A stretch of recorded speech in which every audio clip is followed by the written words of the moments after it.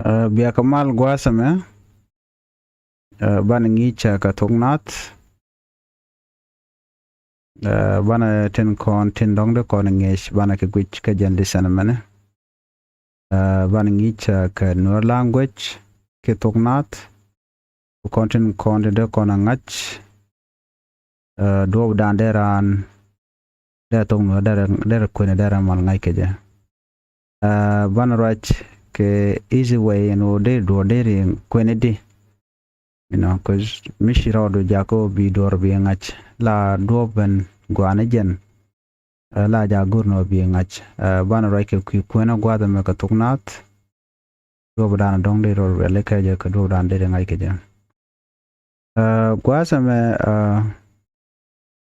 kon dial ko de ran da tung wa dar ngach right. Okay one ke de dong de ran ka ngach. Okay to kon ka kan bana ti de nen kon ka te no language ni ka tungnat manyam liang gwar queen, these are the main core magorana batok bajangach kan tinubu malonga liang o biling ka jisdu. Okay biling ka jisdu gwar biagor tedu queen bijaw do kap nial no jor bi kam nial gwadaranan man kwene so ban writing gwasa mane ko jen listen a very important de jono nyaga kaneri kokien ko bitin konto bi ke shwa mala je ke be kan mala shu kaje ban rajalong ka jen listen ma bantin kon lo rodien ko de ngach ka de ran ka ngach ka toknat ban ka linkel ko jen mi tam lu che kan ka ngai du ka toknat and then everything la jena easy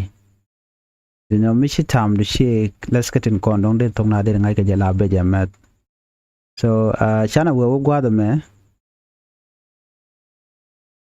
nu kon kana me to kon ka dak kot kana kot te bana gwi kel gwaza me ko brod ka baka na me shale kot na me shale kot pidil team ano rawde titigin ge da ka dag den alengu yanda ande rana ka na me shale kot kos echagwa kot elir pini ala jom pini mala jom ka piu shale kot echagwa ala konyal gwada me to kon kamuku kon gor bana correct michi kot chi ngaja tam remember we kwene ja ko gor kon kwende kana liang du kaja michi dag den chi ngaja then you are good to go bu kon ben ping gwasa me dob dan dong deran dara michal kame neme chalukot neme kot ngulu damo ka kot ngulut kanamo gwada me alajo nangije ajen budwar bi gor ka jamo shemenen kon mo gwasa me en koda me arech metot metayir yale kot rej metot metayir shwale kot kare titani tinyen ngwan ba chole kot lo chire mi manyam de kono chole no singular de plural so mi moda tiak boko kon chana men we gwada me to kon ke mutu tu kon ngai gwasa me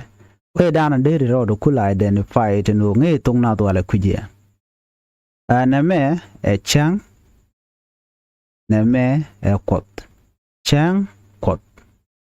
chi chang kot chi chang kot nemeni luak kot chi luak kot neme kot kot nial chi correct ta cholo kot nial chale kot nial bela dia ko be understand we need to one che stuck kaman cha gor ka bible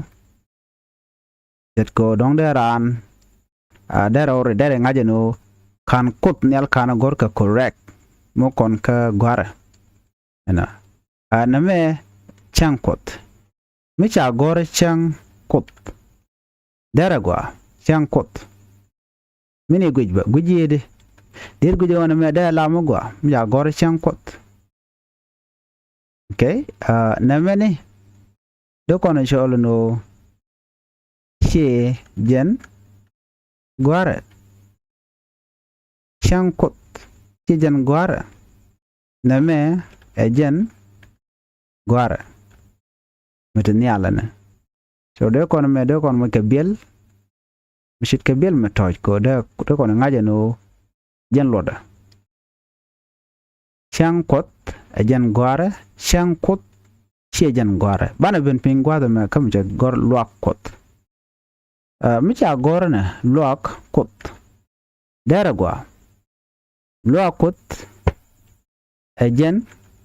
gwara luak kot na me che jen gwara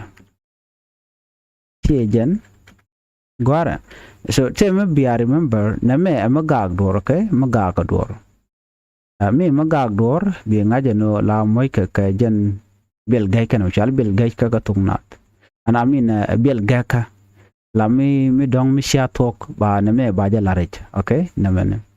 che ke mi chala jode me bel gay bana ngi ka gwada ten nyam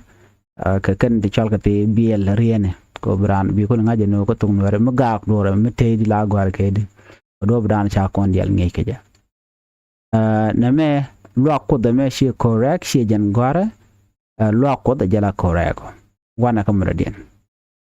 na me kot nial teleje shi jen gwara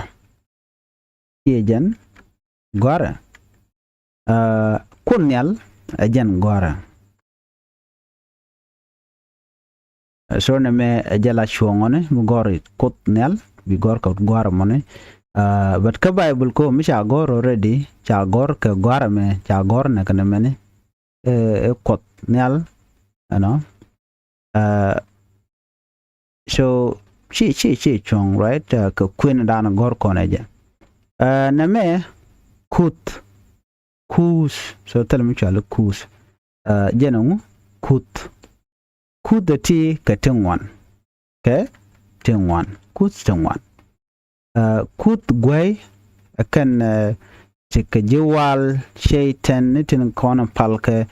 ne dialan kona dong lat ka jak palkan kut gway chika yan palo kut nyal non chang men chi ne to wan la lat kano gout kan gout me te kan ka da ka to english ko difan ka do dan larija okay so na me dere shungach gout me shak Chagwa God me kot gwan jack ni just a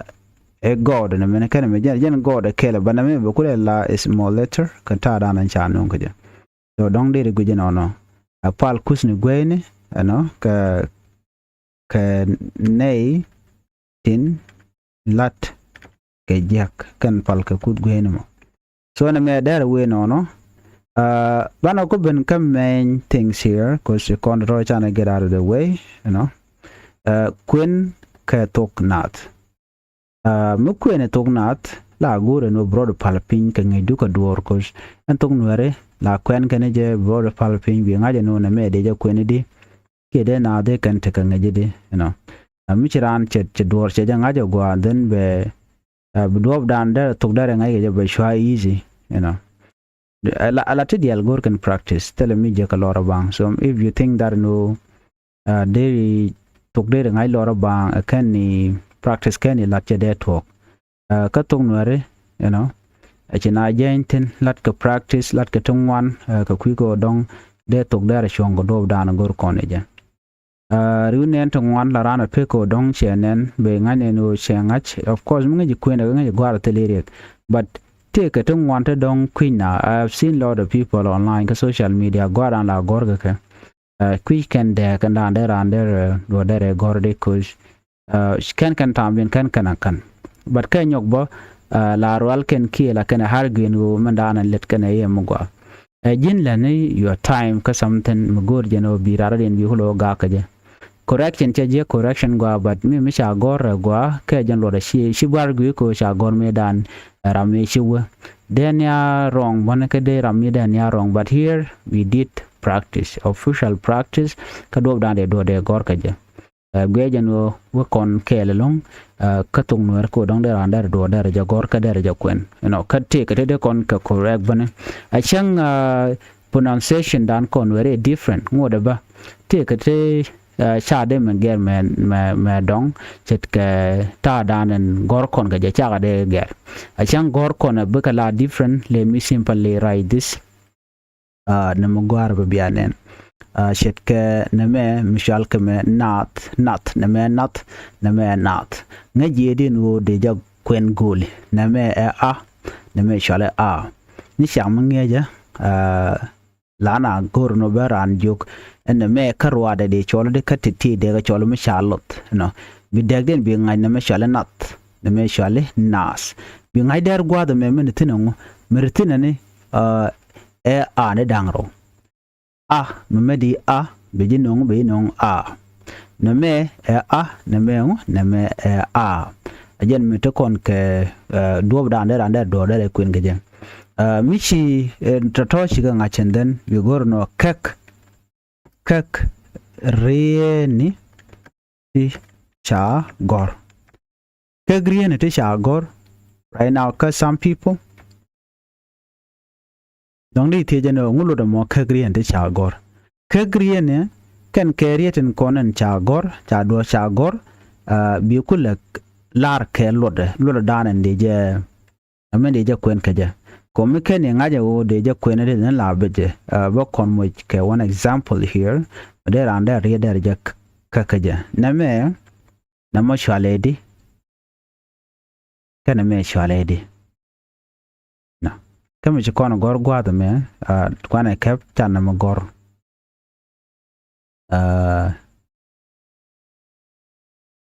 ko mane bado dien ba nyo gor gwa ka tongwan aywa Sherman Chan Jane one. Name de Quenedy this one. Name ba Name bus name bus ukon ke a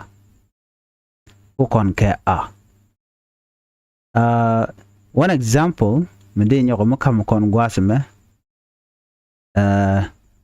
ko dong ngai kon chana ban yu ale kere ban chana ngajor ko kon go do dan dong de kon kwen keje yemo je de dien na me shwaledi kana me shwaledi na me shwaledi kana me shwaledi ko bi kula ngaja gwano duoba dien dong daran dari darang ai keje chana ngi kana me shwalaba chikon yo ngi ka ba chan ngi kana me ka bas chikon ngi ka bas meno container ta na me kana na me shwale ha titi shwal ke ha ko karo na me ba na me ba meno dien na me shwale ha titi shwal ka ha na me shwale ba me shwale ba. So right now be time to be content you know ongum kwen ke jeno no you know kwen kon kan me diri gujeno dong tele jelot but ke lot gwas dan chaje gwariet mi chaje gwariet ka tok nat ka ka jano kuj duob dan deri kakaja kan rod ngej ka kagde no banro me cha ka mat de ka kwene di ke de ga nangade na mo balaung balari ka jike be jibat shana min wakana me bakana ba yemo jana mena aywa mini gwijbe neme kana neme mula deg diena ci kon roy tinin kana me shale ha me shale ha ko karo iyo mo kona lar kana me ba chole ba chole de ba tema chana jo mo kera na mera me nan kanyam na me chale ba ra bar ke bar kene kelo bar me chale bar kami ha binang bar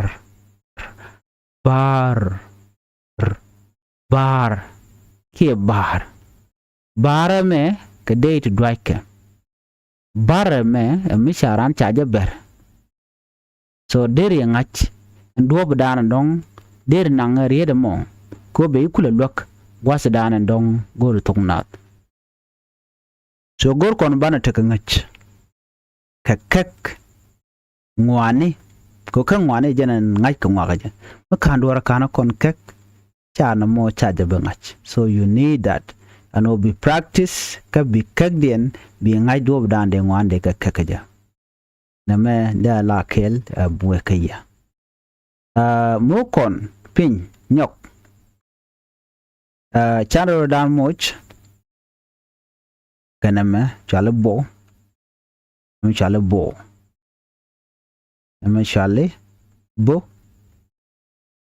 name chale bo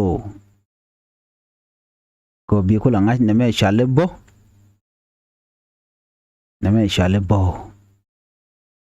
ena chana man we ka doctor tene bana kula we nyok name ebo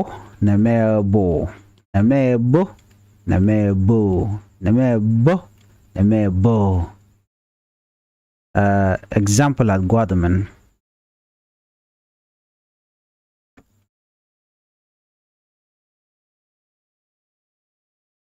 ke amo jana mako benno right now we economy menyam ebo rode bo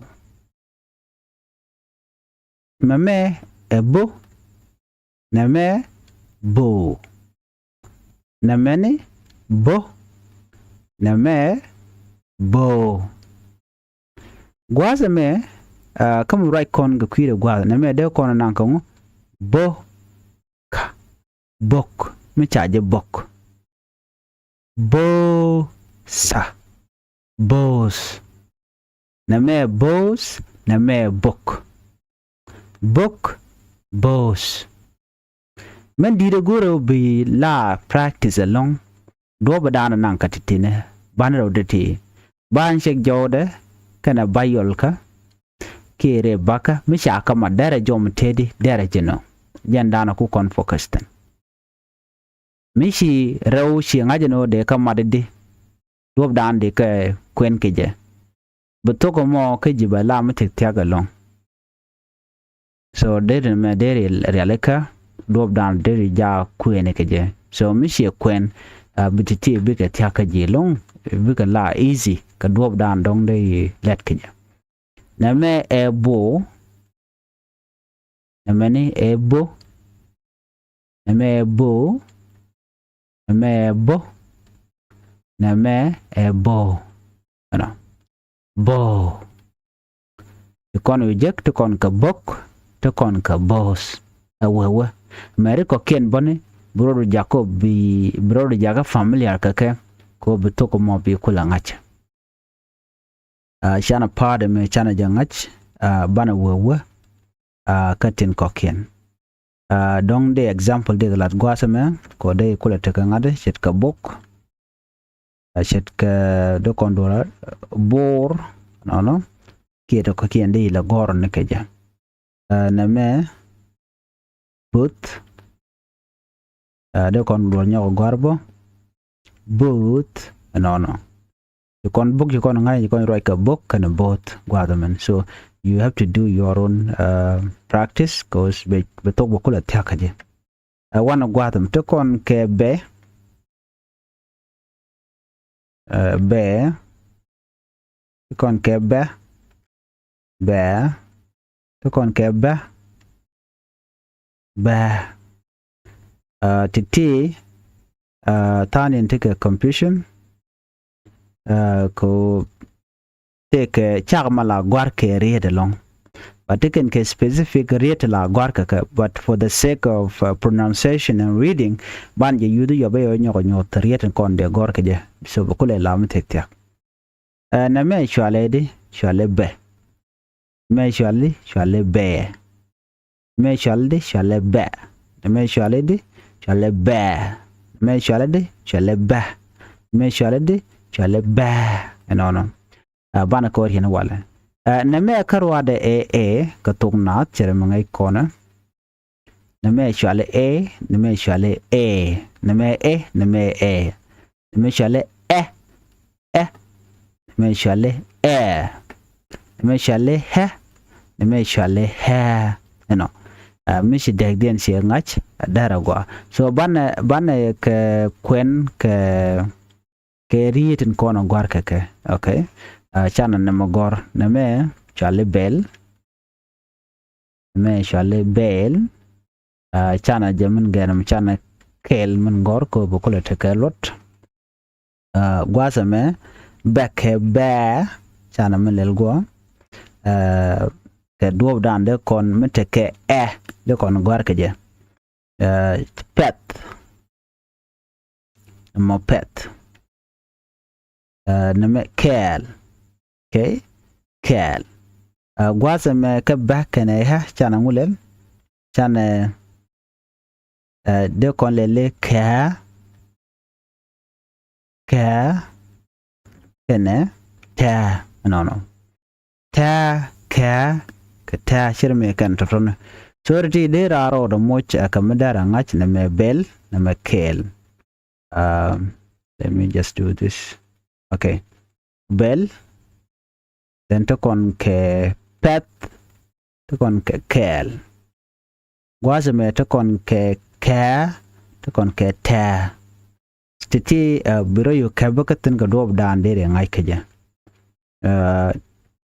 wana kamudo dien ka dob dan de kon nyoko kel gaja kos gor kono bana de bana kangach chana man gor kebe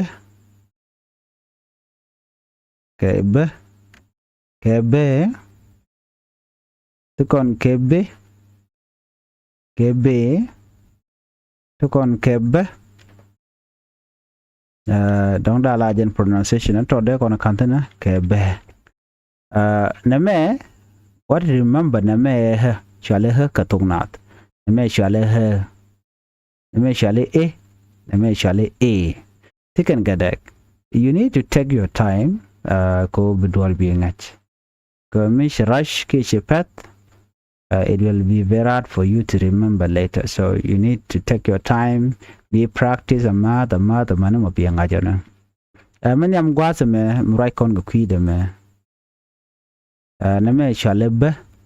na me na me be na me mukero de shamat ba chole kene na me ni gui kono nyo gwada me na me be me dar gwada me shale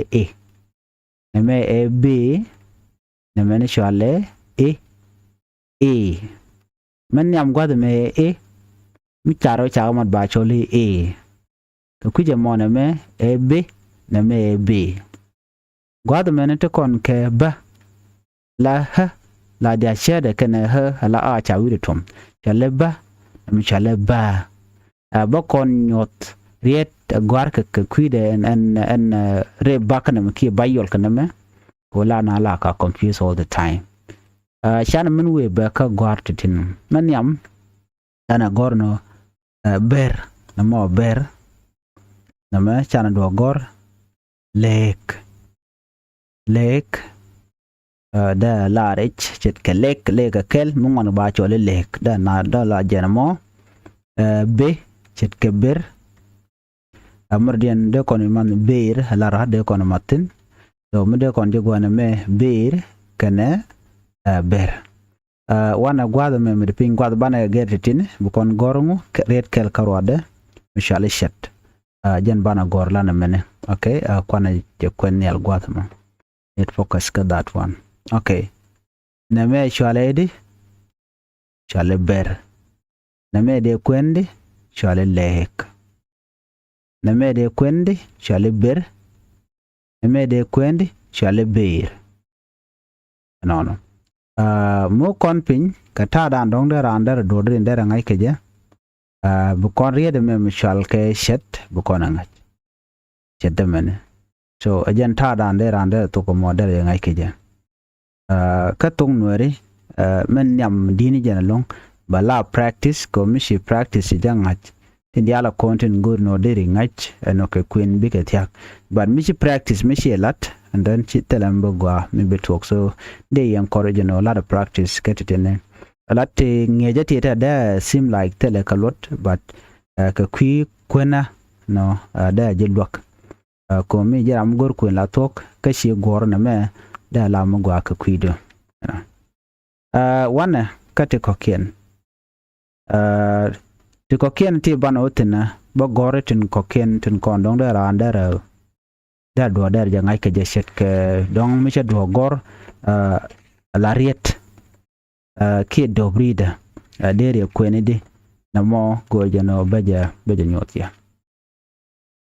kon mo ja dor gwada me mi cha wenene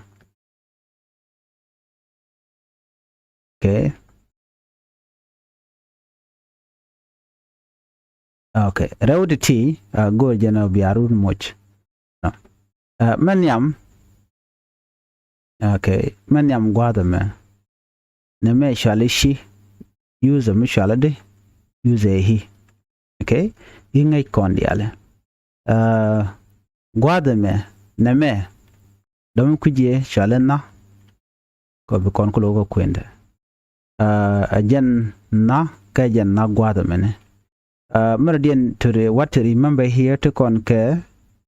in channel right ke kwi kane so kenyam kane rawti tini kam kwen kono mo no dong dara kon baga yo Meridian bala redin dong ba gor wala okay mene kwen gwad me bala mi shal kamo charo ke nin chi chana mistake chana jemen gujeno amendi and their mistake gwad menyam na me chale shi nyal dam shi nyal dam tiaka no dioje shi nyal dam ana wana kam de ping gwad mena shi nyal dam shi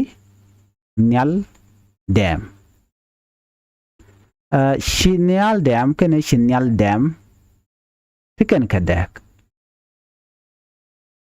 andek dien jene menyam gwatame kene tiken kadak nyal correct neme nyal dan ya correct midlo number dien duno men yare jene cha dam ulatan dam shinyal dam a correct shi nyal dam shi correct so kujame name mishal kame nyal shi gwa ka jen senten right kono ko kwide mene so correct wana mendien ajena mene meta gwada me shinyal dam mibo kon ka ngach ti cha gorti name shale hi lana mene distinct shale hi name shale meta gwada me shale name shalenna la na gui kono gwada mene la na me shalenna de gor shit kanok kana yede ko kende gor ka je name me shale te gam pai kon gwasa mo no so retini michro do kap door derim door deri ngaitin cause right now she convert kwen ka ko rieten konditin ke bana konditin chana kamrar kan bana to mishi different dien shi ngach no tidial de gala tiagaji tell me they are difficult long was dan gur jeno deri tok deri kwen deri ngach michi kona me chi kona ngach no bana we kam da dien ko bran broda kefika baye mo ka door kwa de me mdong deri kuch me chawo ne she okay got it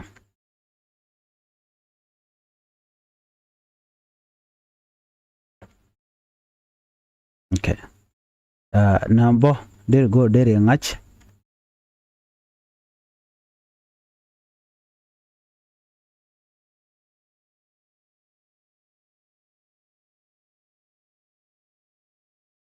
okay chana kuman pegano men rod kaba ko binomo bi kula ngach gwada me ngujimo much understand kad piguite gwasa me men yam eshi na me nas na me piet chinat piet dia correct chinat piet wana karaude she not piet she not piet chinat piet gwad me ngulare ko deg de kel karwada anan ka suppose ada la anero man yam kana bedi pinya so the correct one right now angu aneme okay chinat piet wana kamano dien na me gwad me man dang she ben man dang sheben man dang sheben wana karawda man dang she ben man dang sheben dang mo mi chite ka tom nore ba la der shi tok erong correct de en na me engu an mene man dang sheben shi man dang sheben so na me de kon jigo no ngu ax shi correct na man so right now we are trying ko there around there kwen der jangat kan ban mi ti chama de ko kwen di dire dak rawti chama chit ka ake ho dir ko kwen di na mo der tung wara du der jaka very easy no gwada dan en gur jeno de tung na de jangatin remember no rie dang ro mi sha ka matkel de ka kwen di jan dan gur ka tung nat ki dob dan de ran da do der ngai ke ja quay shom no de ran de tok der jagor ki da ro da kebka no gwad me dong jira me dong kan bani la rape kan bani yuali mechanic kon ngach ken ka ngaje go gor jeno de na me de gor course very important kaje de gor de tung na da mo de ngach ko jin kare ban by the way they are very important gwada dan right now muraina ka kwitong nuare re bane ke very important boro dire alaka gwa ka duob dan dong de to de ngai ke je ko kare ban teken ke lot medit bi gro de din ngai ko de je kwenedi an tok nuare no mo ka gwara ke re ban ton ba to gwada me mishale ha te kon ke o ke u ke ho te kon ke e ke ha te kon ke he ke e ke ha te kon ke o ke ho te kon ke I ke hi then one last thing te kon ke u lel kono madien dial ka jen listen me ko gor kono bana ka mat gaskel be kon ta dan te ka bana jangache okay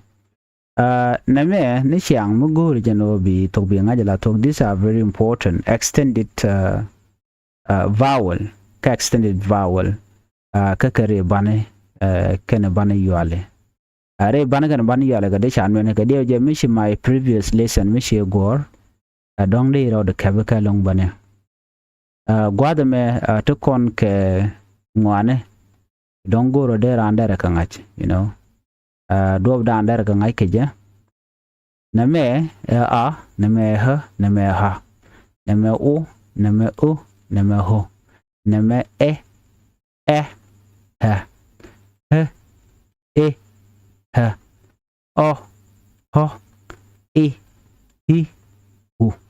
so be careful gwa ka do da andire ngai ke je la practice all the time the same thing should also goes to you. You need to do more practice. Me jira man go de tok de ngai la tok you need to do practice. Na me a ha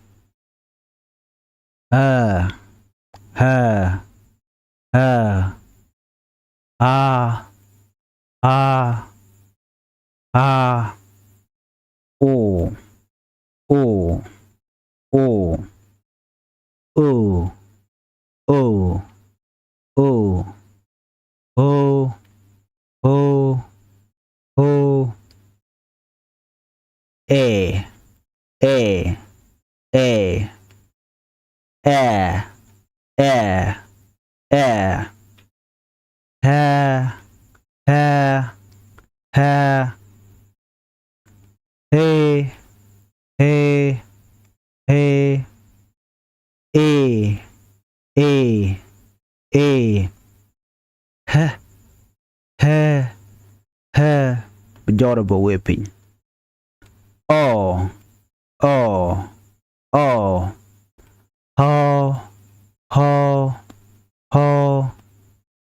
e,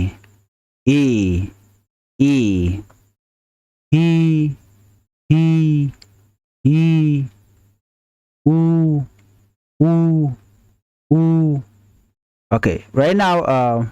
chikon youth can chanakaling do da under do da jangai keja cuz jin gurub do ngacha ngula tuogo ta ja practice do jogo math bi jodien bi nyoko liang gwata me ba ka gor keriet ben de da gor mete re bakana make bayu ali tetin ke bayola tenen kon ngati kan dial madien mare bane kana bane yuale okay the chalka vowel kan extended vowel then bane duob dan de kon ke kwen ke je ki duob dan de ran de ro de kap dor ke je gwasme ban de goro ban jangat amen yam chane to ka de kon gwa dor gor shit ka pal it ka kak you know chan je ko pelenon pal ka kak ha gwa de me shit ke de kon dor kak pal de kon ber match okay awewe de ka gornono ha gwasame shit ka kak shit ka lak shit ka tak na shit ka bar aditi ngwana gwidero ado de ka at na me o shit ka tok shit ka tok shit ka tok shit ka kol awewe tukon ke bull but look nok awewe nok mane duk bane wana ko shit ka lok shit ka kor shit ka dop shit ka mok urod kebeka gwa ka duob dandere ngai keja tukon ke shit ka kel shit ka raw shit ka bear shit ka kel we nyam tukon ke shit ka kel shit ka tuko kende kono gor bear no tukon ke bana gorro ka kwidien shit ka ta shit ka mrodian shal ka no de kono gor no wane kamrodian gwasame la gwasame chan do gor shit ka ber chit ka dep no ber dep chit ka ket đi to đi ka gor non te kon ke chit ka lip chit ka ber chit ka kit chana kit gor chit ka tir do tir te ka jan ta mon te kon ke ha bana gor yet kel karwade chit ka shet no sorry shet okay u kon gwada me ka o chit ka coach chit ka kol chit ka lock chit ka mrinde kon gorten mde kon nang niam chit ka jok no der wo niam to kon ka ho chit ka coach la coach ngay kon coach chit ka mrinde kon gor ko te la combine bo to stichan la da gwat mo ko dong me che kon niam men chit ka pol mo gor kon pol te pa ke u ke ho ke lo ke latiten bat ko rai kon ke ho karwade bat dil te ka coach chit ka call kon la na la kwalel ke je ki call de kon gor call ki call ba to kon ke it ke pil it ke piu it ke tik wo nyam to kon ke chana dor gor dit te kon ke piu te kon ke pim no awew mo kon ko wu chit ke luk te kon ke kun te kon ke bur te kon ke ko kien te de kon gwaten bo dut no awew so the reality right now chana ke gwich ka ta dan ji kon gwi ke je mi ji kon gurno de tok de ne jangach that's is how it's supposed to be ngi koro dan ka gor kono bana ngwan bana ka ngach kel so gwado be gor no baka nyoka mede ka queen kon ko de kan ko shubloy dan ko do dan de ko shubloy dan ka jan gwado men sorry for that you need to put something different color okay na me a kak na me pal na me to kon ke ha right now na many this one okay na me kak na me pal na me bar ka ha gwada me to kon ka kak to kon ka lak to kon ka tak to kon ka bar ka o to kon ka tok to kon ka tok to kon ka tok to kon ka kul ka o to kon ka bul to kon ka but to kon ka luk to kon ka nuk to kon ka dok ala wo nyam me dok to kon ka luk at sorry na me dok sorry dok na me dok to kon ka luk to kon ka kor to kon ka dop to kon ka mok ka to kon ka kel to kon ka raw to kon ka ber to kon ka kel to kon ka to kon ka kel to kon ka ber wo ka ha to kon ka ta to kon ka wo ka ha to kon ka ber to kon ka dep to kon ka ket gwada me to kon ka lip to kon ka ber to kon ka ket to kon ka tir ka ha to ne kon kel chit ka shet gwada me to kon ka o chit ka coach chit ka kol chit ka lock chit ka jok to kon ka ho gwada me chit ka coach chit ka call chit ka call to kon ka chit ka pil chit ka piu chit ka tik to kon ka to kon ka dit to kon ka piu to kon ka pim mi bo kon ka gwada to kon ka luk to kon ka kun awewe na kene diala ti ka de kon goro de kon ka ngai ko mi kon ben ka tong na atla goro bu kon whatever way de kon tung wer ngai ke jamo then de kon use so na me der we ka ya ko do dan der tung wer der jangai ke ja my final thought ka jana me men de kam ya one last da la ken ban tong nat an ban tong nat bani tok nat ban tok nat tiken ke ala pronunciation and dan nanga ke dong jen dong de ku jana ban tok nat to kon kadila shola a e o u ke kwich South Sudan to kon shola a ba cha da he so to ti gaten but tin lan mala ngi je longo ti kan dial of course ngai kan dial tin but gor jeno ne de kon tin dong de gu jeno ti kan ge different dia ne lue cha lue ka but riet dial kon tin ngan dial ka kel ka tok no re so we remember no mo gwada me chilote da longo chana listen me chana je gorkel de gu jeno dong te tardien but very important kaji mishi wa woni ambanyo jikka ka ngi dodien miti ka recommendation badere lar